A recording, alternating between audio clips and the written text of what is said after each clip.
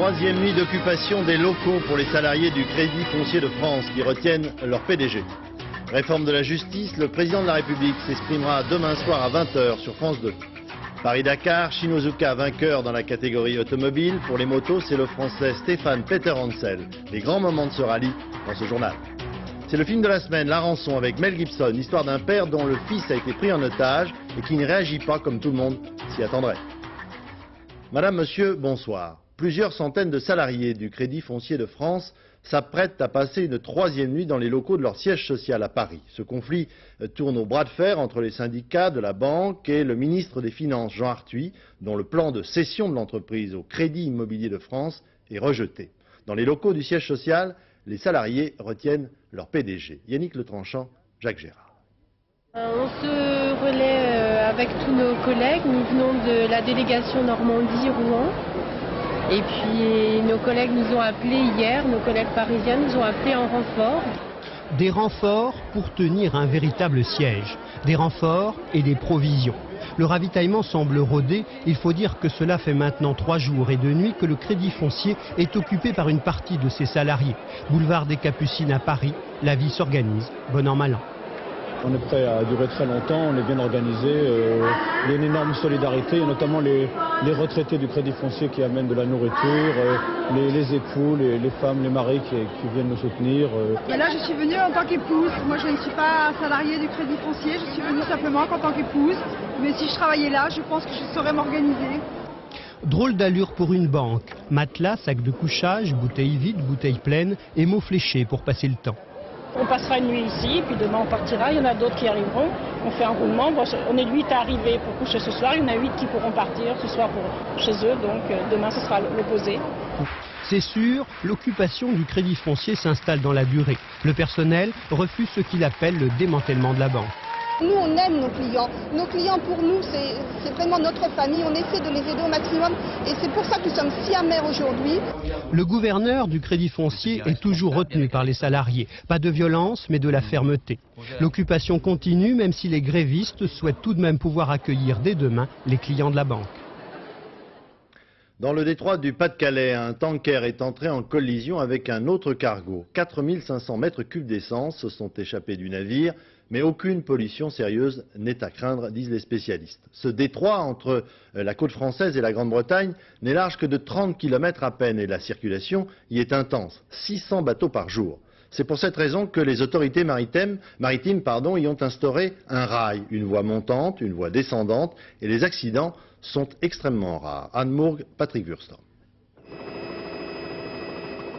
C'est la première fois qu'une telle collision se produit dans la Manche depuis bien longtemps.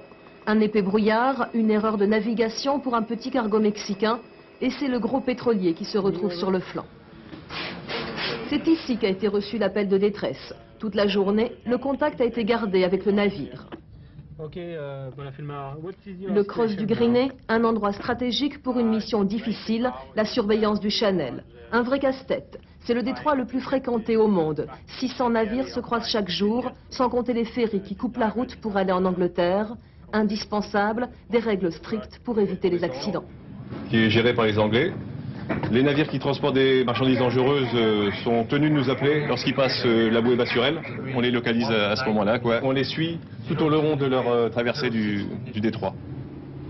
Les problèmes de chaque navire sont détectés, les risques identifiés, des informations utiles à leur sécurité diffusées chaque heure. Il est recommandé aux navires d'emprunter la voie des grands tirants. Prévenir les accidents, mais aussi, comme hier, secourir. Chaque année, 450 opérations de sauvetage.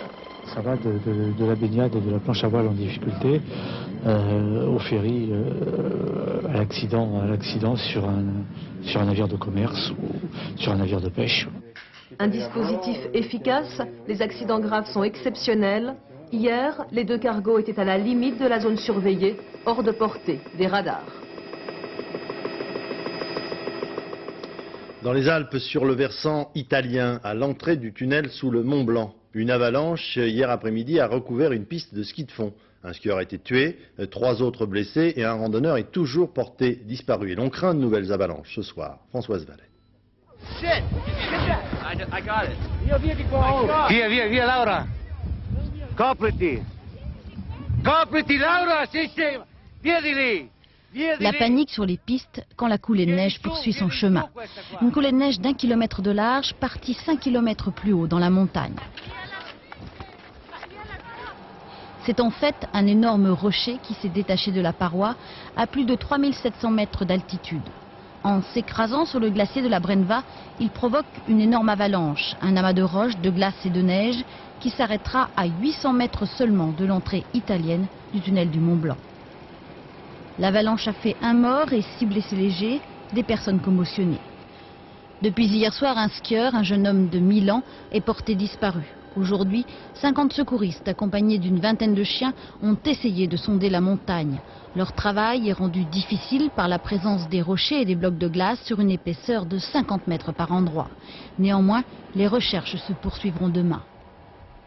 Le président de la République s'exprimera demain soir à la télévision sur France 2 à 20h pour y exposer la réforme du système judiciaire français qu'il entend engager dès le lendemain d'ailleurs en installant une commission chargée de réfléchir aux principaux problèmes posés par les relations entre justice et pouvoir ainsi que les lenteurs de la procédure judiciaire. Dominique Vernet. Cérémonie de vœux à l'Élysée. Jacques Chirac salue Pierre Truche, premier président de la Cour de cassation et probable président de la commission de réflexion Justice. Réformer la justice n'est pas seulement un vœu pour le chef de l'État, c'est aussi un de ses chantiers. J'ai en effet demandé au gouvernement d'engager une réforme de notre système judiciaire afin de rendre la justice plus accessible, plus proche des citoyens, afin de lever les soupçons qui peuvent peser sur son indépendance, afin de garantir réellement le principe de la présomption d'innocence et des droits de la défense, principes qui ne sont aujourd'hui pas toujours respectés comme il faudrait. La commission installée mardi par Jacques Chirac comprendra une vingtaine de membres. Elle aura 6 mois pour plancher sur différentes questions. L'indépendance du parquet, la présomption d'innocence, mais peut-être aussi la légitimité du juge et la place de la justice dans la société. Couper le cordon ombilical entre le pouvoir et les juges qui ont l'opportunité des poursuites est plus qu'une réforme, c'est une révolution. Le président doit ainsi convaincre certains membres de la majorité qui ont affiché une certaine réticence devant cette rupture. Les procureurs devenus indépendants, qui définira et fera appliquer la politique pénale. Jeudi dernier, les membres du Conseil supérieur de la magistrature ont été reçus par Jacques Chirac. Le CSM préconise de définir les interventions du garde des Sceaux sur les magistrats. Le CSM demande aussi que les procureurs ne soient plus nommés par le pouvoir exécutif. Alain Juppé et Jacques Toubon n'avaient pas écarté l'idée que cette réforme de la justice soit accompagnée d'une révision de la Constitution ou d'un référendum. Espoir toujours ce soir à propos des recherches pour retrouver le navigateur canadien Jerry Roof, perdu depuis 11 jours maintenant quelque part aux confins de l'Atlantique et du Pacifique. L'aviation argentine qui a survolé aujourd'hui la zone où il aurait été repéré est entrée en contact avec plusieurs bateaux. L'un d'entre eux n'a pas répondu aux appels radio. Il pourrait s'agir de Jerry Roof, mais l'avion a dû rebrousser chemin pour cause de mauvais temps. Cela dit, à Paris, au quartier général de la course, on est très inquiet. C'est le cas également dans le petit port de Locmariaquer, dans le Morbihan, le port d'attache de Jerry Roof. Jérôme Laurent, Christian Paulet, reportage. À Locmariaquer, le village du Morbihan où habite Jerry Roof, l'espoir de retrouver vivant le navigateur perdure malgré l'absence de nouvelles. Dimanche dernier, dans son homélie, le recteur de la paroisse avait eu quelques mots pour Roofs et ce matin, à la sortie de la messe, les habitants de Locmariaquer continuaient d'espérer. Vous savez, on pense beaucoup à lui. Allez, on espère qu'il revient, c'est tout. On y pense. D'autant plus qu'on savait qu'il habitait au pays. Même sentiment à la Trinité-sur-Mer, le port d'attache de Jerry Roof. La Trinité figée dans la torpeur de l'hiver. Ici aussi, on veut y croire. Pour moi, à mon avis, il finira la course. Hein. Ça, c'est sûr. Hein. Donc vous êtes confiant, vous attendez de bonnes nouvelles? Ouais. Ah ouais, très sûr. C'est l'armée quand même qui a eu un contrat, c'est pas un farfelu, je pense qu'il y a quand même des chances sérieuses. Au Cross d'Etel, c'est l'accalmie. Le Cross coordonne les recherches au large des Falklands. Ici, on a mobilisé tous ceux qui flottent ou volent dans un rayon de 1700 km autour de la position estimée du navigateur. Une zone immense, grande comme 5 fois la France, ce qui rend évidemment les recherches très difficiles. Ça, c'est la position estimée. La position estimée, oui, approximativement. Et c'est la position à partir de laquelle nous avons envoyé le safety net, donc l'appel à tous les navires sur zone. Au Cross d'Etel, comme à la Trinité-sur-Mer ou à Locmaria-Caire, désormais, on ne veut plus tellement s'exprimer sur le sujet. On attend, tout simplement. Après l'inquiétude, la fête aujourd'hui pour le premier naufragé du Vendée Globe, Raphaël Dinelli. Lui, il a retrouvé la terre ferme depuis quelques semaines maintenant et aujourd'hui, il a même retrouvé sa famille à Arcachon, sa famille, ses amis, dans sa ville qui est son port d'attache. L'actualité internationale, c'est au milieu d'une cohue indescriptible que le président de l'autorité palestinienne, Yasser Arafat, a pris en quelque sorte possession aujourd'hui de la ville d'Hébron, évacuée par l'armée israélienne qui occupait les lieux depuis 30 ans. La journée était à la joie côté palestinien et Yasser Arafat a considéré que cet accord sur Hébron était le signe d'un redémarrage du processus de paix. Sur place, Charles Anderlin. Ils sont venus par dizaines de milliers de Hébron et des villages avoisinants. La sécurité palestinienne est partout. Elle craint une provocation, un attentat. L'hélicoptère atterrit. Le service d'ordre, la garde d'honneur sont balayés par la foule enthousiaste. Le chef de l'OLP n'était pas venu à Hébron depuis 1967. Il était alors recherché par l'armée et la police israélienne. Je proclame Hébron ville libérée, dit-il, avant d'ajouter « Je dis aux colons que nous ne voulons pas de confrontation ». Arafat se félicite du vote massif de la Knesset en faveur de l'accord sur Hébron et lance aux Israéliens « Vous devez respecter vos engagements. Quant à nous, je vous assure que nous respecterons les nôtres. » La fête continue dans la partie de Hébron devenue autonome.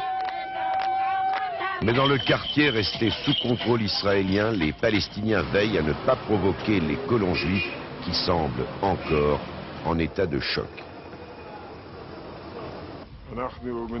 Nous essayons de calmer les extrémistes que nous connaissons pour les empêcher de commettre un acte contre les Palestiniens. Et j'espère que cela n'arrivera pas. Aucun incident à signaler. À Hébron, c'est presque exceptionnel. Les chefs militaires israéliens et palestiniens sont satisfaits. Leur collaboration fonctionne sans anicroche. La crise n'est pas terminée en Corée du Sud. Aujourd'hui, des heurts violents ont eu lieu entre des étudiants et les forces de l'ordre dans les rues de la capitale, Séoul. La protestation est toujours la même contre les nouvelles lois sur la flexibilité du travail et les facilités de licenciement pour le patronat. La crise qui dure depuis plusieurs semaines maintenant en Corée du Sud a déjà coûté très cher à plusieurs entreprises. C'est le cas du constructeur automobile Hyundai qui avait à un moment donné totalement fermé ses portes. Nos envoyés spéciaux en Corée ont pu mieux comprendre ce qui se passe dans ce pays en rencontrant un ouvrier de cette entreprise automobile justement qui s'explique sur les raisons réelles du mécontentement. Jérôme Bonny et Tristan Lebras. On pourrait croire que c'est la fête, loin des chaînes d'assemblage de Hyundai Automobile, mais l'allégresse apparente de Kang, ouvrier spécialisé, et des autres, ne doit pas tromper. Le cœur n'y est pas vraiment. Hyundai, c'est un peu comme Renault. Quand Hyundai éternue, c'est toute la Corée du Sud qui s'enrhume. Kang appartient au syndicat maison, comme 90% des ouvriers. Ils sont mobilisés contre le nouveau droit du travail que prétend imposer le gouvernement et qui facilite, par exemple, les licenciements. Dans l'industrie automobile, il faut toujours créer de nouveaux modèles avec de nouvelles technologies. Jusqu'à maintenant, les ouvriers étaient reconvertis. Mais avec la nouvelle loi, ils pourront être purement et simplement licenciés. Comment rester motivé dans cette incertitude ? Depuis le 26 décembre, les grèves tournantes puis la fermeture de l'usine par la direction ont coûté près de 80 000 voitures à Hyundai. L'usine vient de rouvrir, mais la grève doit se poursuivre chaque mercredi. En travaillant chez Hyundai, Kang peut s'estimer privilégié avec un salaire mensuel équivalent à 9 000 francs grâce aux heures sup. Mais dans le bureau du syndicat, on sait bien qu'en Corée du Sud, l'époque de l'emploi à vie dans une usine plutôt paternaliste est révolue. En fait, les ouvriers sont poussés assez jeunes à ce que l'on appelle une retraite d'honneur, qui porte mal son nom. Chez nous, parmi les ouvriers qui ont dû quitter l'usine entre 40 et 50 ans, beaucoup se sont reconvertis dans le commerce. Mais 2 sur 10 seulement arrivent à s'en sortir. L'indemnité de licenciement est comparable à celle qui existe chez nous. Mais ici, l'allocation chômage est encore pratiquement inexistante. Quant à la Sécu, on ne sait pas ce que c'est. Dans le studio qu'il achète à crédit, Kang retrouve son épouse, institutrice, et leur fillette de 8 mois, Semi. Ici, pas d'état-providence, et c'est aussi pour son avenir à elle qu'il se bat. Elle ne sera jamais renvoyée. Je ne veux pas que ça arrive. À Belgrade, en Serbie, pour maintenir la mobilisation des manifestants, l'opposition invente chaque jour un nouveau thème de défilé. Hier, tout le monde s'était déguisé. Aujourd'hui, ce sont les animaux domestiques, chiens, chats, vrais ou en peluche, qui étaient invités à parcourir le centre-ville de Belgrade, toujours pour obtenir la reconnaissance totale de la victoire de l'opposition aux dernières élections municipales. Triomphalement réélu au plus haut dans les sondages, c'est un véritable sacre qui attend demain le président Bill Clinton pour sa prestation de serment à l'aube de son second et dernier mandat de président des États-Unis. Cette fête grandiose va coûter très cher, environ 150 millions de francs. Et aux États-Unis, les affaires sont les affaires. Et même la prestation d'un président doit être rentabilisée. Sur place, Laurent Boussier. Le sergent des Marines s'était un peu ému, mais c'est normal. Pour la première fois de sa vie, il tenait le rôle du président des États-Unis. Prestation de serment factice, évidemment, mais depuis plusieurs jours, Washington résonne des préparatifs de la journée inaugurale du deuxième mandat de Bill Clinton. Journée importante, non seulement toutes les écoles et toutes les administrations seront fermées, mais la fête doit être impeccable. 900 personnes travaillent depuis 4 mois au comité inaugural. Fonctionnaires détachés, membres du Parti démocrate de Bill Clinton ou volontaires, ils sont là pour organiser une fête où l'on attend 500 000 personnes. Le président nous a donné des indications. Pour lui, cette journée doit être un pont lancé vers le 21e siècle. Coût de la journée, 30 millions de dollars, 155 millions de francs uniquement pour les festivités. Alors, pour faire entrer l'argent, on fait du business. Une chaîne de téléachat a été créée pour promouvoir les objets souvenirs. De la médaille à 10 francs, à l'assiette en porcelaine à 900 francs, t-shirts, casquettes, banderoles, livres et vidéos se multiplient. Dans cette boutique où la prochaine élection présidentielle en l'an 2000 est déjà à l'ordre du jour, vous pouvez même faire personnaliser votre participation à l'événement. Ceux qui achètent cette semaine sont des supporters du président. Ils viennent de tous les États-Unis. Certains dépensent ici jusqu'à 5 000 francs. Mais les ventes de souvenirs ne couvriront qu'une petite partie des frais. Ce sont surtout les droits de retransmission télé et les recettes des ventes de ces places dans les tribunes le long du défilé qui représenteront le gros des rentrées d'argent. Pour s'asseoir sur ce siège au moment de la parade, il faudra payer 100 $, environ 500 francs. Plus haut sur les gradins, c'est évidemment moins cher, entre 50 et 200 francs. Mais plus bas, plus près de la tribune officielle, là les prix flambent, jusqu'à 3 000 $, 15 000 francs. Mais là, évidemment, on est sûr d'être proche du président Clinton, de pouvoir peut-être même lui parler. Et ça, évidemment, ça n'a pas de prix. En bref, encore au Rwanda, 3 ressortissants espagnols appartenant à des organisations humanitaires ont été tués par des pillards venus pour dérober des médicaments. 3 soldats rwandais ont également été abattus et par ailleurs un citoyen américain a été grièvement blessé. À la suite de cette tuerie, les organisations humanitaires sont en train de reconsidérer leur présence sur place. Et puis ce soir, on apprend qu'un nouveau massacre a eu lieu en Algérie, dans la région de Médéa. 36 personnes ont été assassinées par un groupe de terroristes la nuit dernière. Séparation dans l'espace aujourd'hui. Les astronautes américains de la navette Atlantis ont salué leurs collègues de la station orbitale russe Mir après 5 journées de travail en commun. Les Américains étaient venus essentiellement apporter des vivres et du matériel. C'est pour des raisons, disons, essentiellement budgétaires que les Russes ont fait appel aux Américains pour les ravitailler.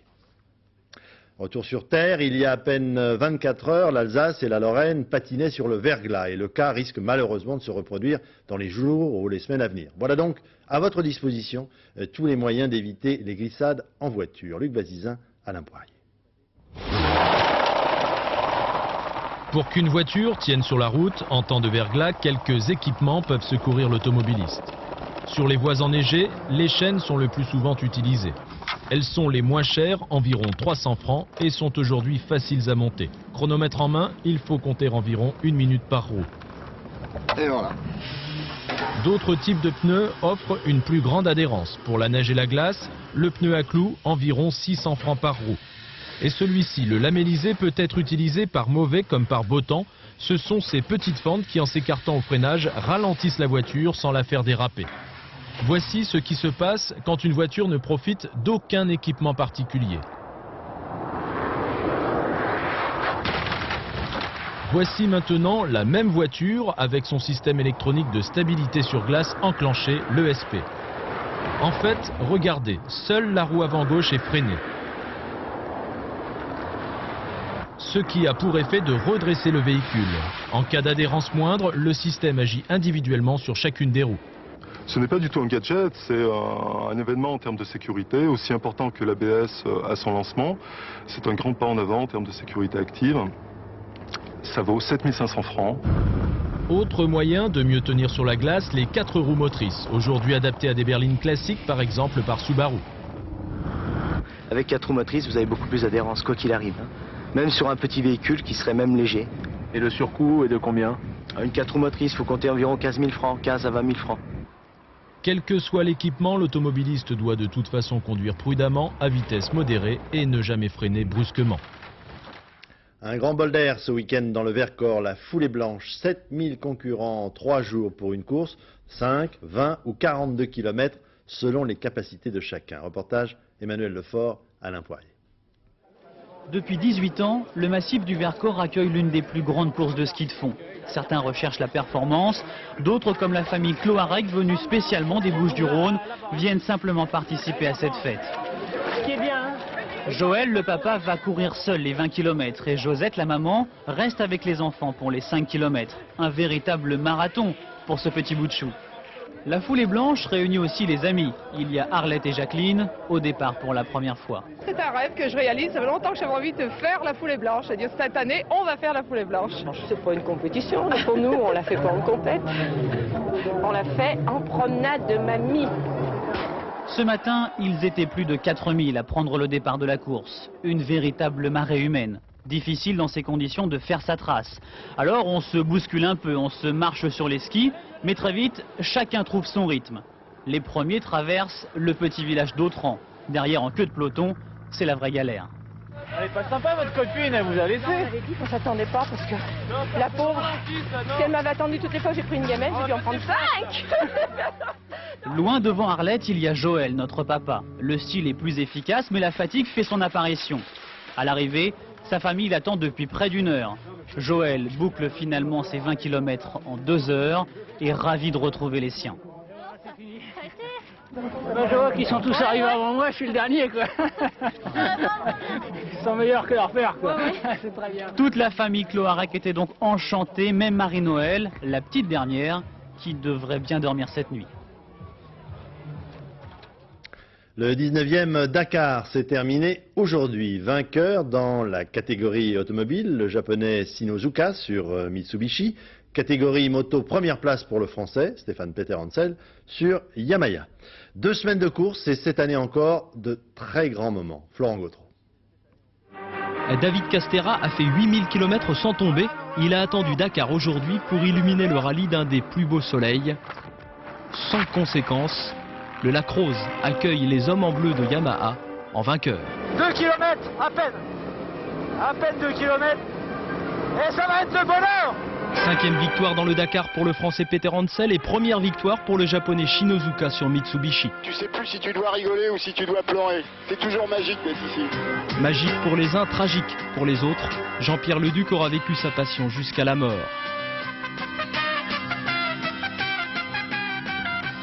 Le Dakar de la peur, le Dakar des pleurs, le Dakar des frayeurs. L'Afrique dans ce qu'elle a de pire et ce qu'elle a de meilleur.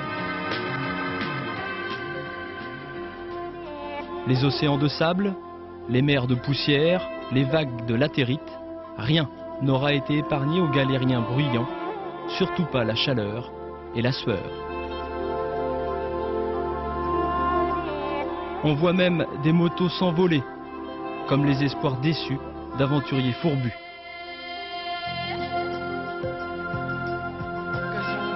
Mais quand les larmes auront séché, quand les moteurs se seront arrêtés, il restera toujours l'Afrique, ses sourires et ses paysages de rêve.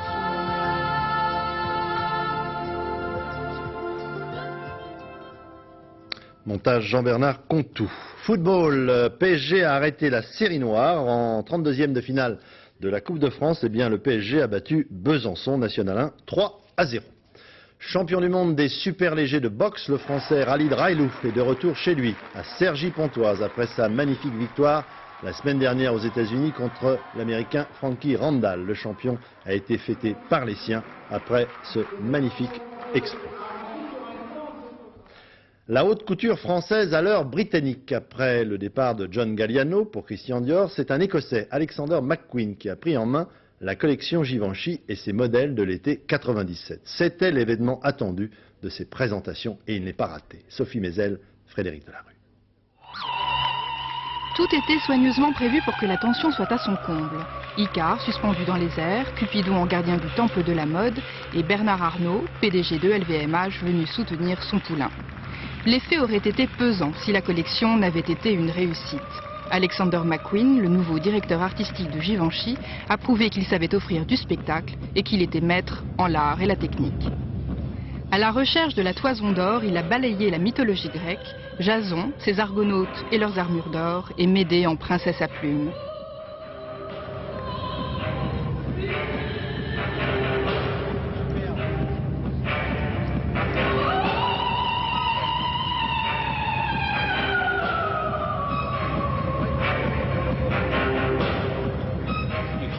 On ne peut pas faire mieux que la couture française.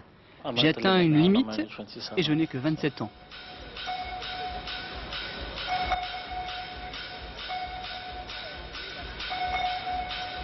Toute blanche et or, hommage aux couleurs de la maison Givenchy, cette collection, lignes fuselées, corps galbés, bustiers drapés et costumes impeccables, aura prouvé par sa modernité la santé de la couture française, fut-elle représentée par un Britannique.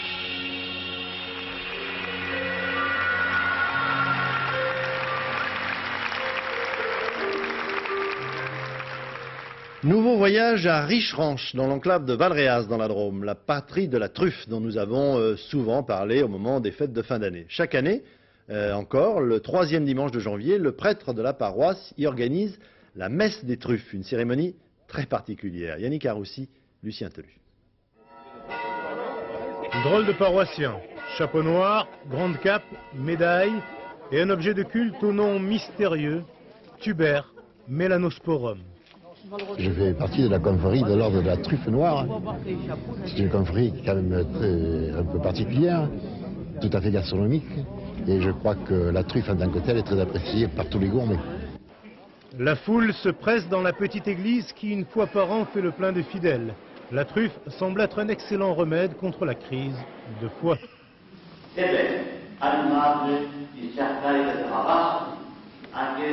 Ici, tous vouent un culte à la truffe. En provençal, la rabasse.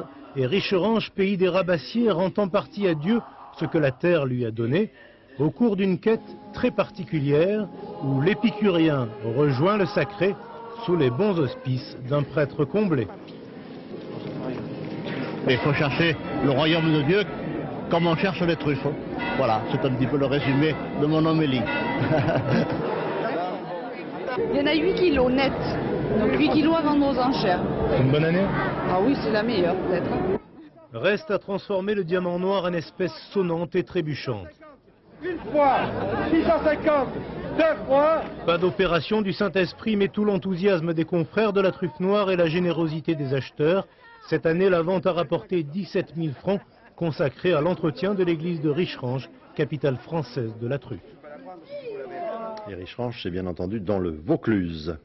Le film à grand spectacle de la semaine à venir, La Rançon, avec Mel Gibson. L'histoire d'un père dont le fils est pris en otage et qui ne réagit pas du tout comme on s'y attendrait. Nicole Cornu-Langlois, Jean-Louis Molin. Le monde entier sait aujourd'hui que mon fils Sean a été enlevé il y a 3 jours et que les ravisseurs exigent une rançon. C'est lui que vous voyez sur la photo. Et là, vous voyez ce qui attend l'homme qui l'a enlevé. Là voilà votre rançon. 2 millions de dollars en coupure non marquée comme vous le souhaitiez. Mais c'est la dernière fois que vous la voyez. Parce que je ne compte pas verser la moindre rançon pour mon fils. En revanche, Je l'offre en récompense à celui qui vous arrêtera. Mort ou vif, peu importe. Vous savez exactement ce que vous devez faire, car c'est votre chair et votre sang. Le réel dilemme est de savoir s'il est dans le droit chemin. Il suit son instinct, mais apparemment il va à l'encontre de l'opinion des autres. Il croit qu'il a raison, mais il n'en est pas sûr à 100% et c'est une véritable torture. C'est un rapport de force impitoyable qui s'installe entre le père et le ravisseur, aussi rusés et déterminés l'un que l'autre. Tu souffres là? Tu crois que tu souffres, hein? T'as pas la moindre idée de ce que c'est que souffrir. Si j'ai pas cet argent, dans 1 heure, je descends ton gosse! Si je le récupère pas très vite, je te jure, tu ferais mieux de te flinguer tout de suite, parce que je te lâcherai plus jamais. Fais ce que tu veux, fumier, te flinguer tout de suite! Je veux lui parler! C'est ça! Et en le temps, tu signes ton arrêt de mort ordure! Rends-moi mon enfant! Thriller mélodramatique rigoureusement mis en scène par Ron Howard, le réalisateur d'Apollo 13. Émotion garantie par le jeu des acteurs. Mel Gibson est lui-même père de 6 enfants, il a la sensibilité et le charisme nécessaires. C'est l'un des rares acteurs vraiment crédibles dans tous ses rôles. C'est vrai dans les cas extrêmes comme celui de Mad Max, ou dans le cas d'un personnage contemporain plus terre-à-terre comme celui de La Rançon. Nous essayons d'être aussi réalistes que possible. C'est une histoire sur la cupidité, c'est dur. C'est un suspense continuel. Et j'espère que le spectateur aura vraiment de quoi se ronger les ongles. Oui, car chacun s'interroge, qu'aurais-je fait à la place de ce père? Je vous laisse une dernière chance. Silence. Qui a été tué? Recommandez votre âme à Dieu, personne ne pourra plus rien pour vous. Ce soir, après le film Les Ripoux sur France 2, à 22h35, Frédéric Mitterrand vous convie à suivre la première d'une série de 7 émissions intitulée Les Aigles foudroyés, qui nous promènent dans l'Europe des années 1900, juste avant le déchaînement de la Première Guerre mondiale. On y passe des Balkans à la Prusse, il nous fait entrer dans le cercle intime des grandes monarchies de l'époque, dont on dit aujourd'hui qu'elles dansaient sur un volcan. À Londres, cependant, la paix s'essouffle à travers la respiration oppressée du roi Édouard. Le seul souverain d'Europe qui put tenir le Kaiser en laisse est maintenant à l'agonie. Et la foule qui se presse devant Buckingham vient de voir passer la voiture de sa chère amie Alice Keppel, qu'Alexandra a fait appeler. Ainsi meurt Édouard, magicien charmeur des bonheurs partagés, pleuré par les 2 femmes qu'il a le plus aimées, comme par le peuple anglais tout entier. Et les rois d'Europe ne peuvent que s'incliner devant le meilleur d'entre tous. Ces funérailles sont la plus belle de ces fêtes. Sous un soleil de joie, on y pleure comme au final mélancolique d'un spectacle qui fut parfait. En mesurant déjà, comme Alexandra et Maria Féodorovna, qui sanglotent en carrosse, avec tous les souvenirs d'une inlassable gaieté, à quel point les jours d'après seront forcément ternes et sombres. Édouard ne gouvernait rien, il laissait ce soin à ses ministres, mais il régnait sur tout, inspirateur de songes pour les hommes ordinaires et juge-arbitre pour les princes. Au premier rang du cortège, son neveu le Kaiser, qui le traitait à la dérobée de Satan, et tous les autres, son fils, Alphonse d'Espagne, Georges de Grèce, Albert de Belgique, l'archiduc François-Ferdinand d'Autriche, se demandent ce qu'il avait en plus de leur considérable pouvoir. L'influence, peut-être? Ce soir, donc à partir de 22h35. Une très belle image ce matin. Départ en Suisse de la semaine internationale des montgolfières. Plusieurs dizaines de ballons se sont envolés dans ce somptueux décor de la station de Château-d'Aix en Suisse. Donc. Ils étaient au total 80 à prendre ce départ en provenance d'une vingtaine de pays d'Europe, des États-Unis également, pour cette semaine de la montgolfière. Et en plus, il faisait très beau.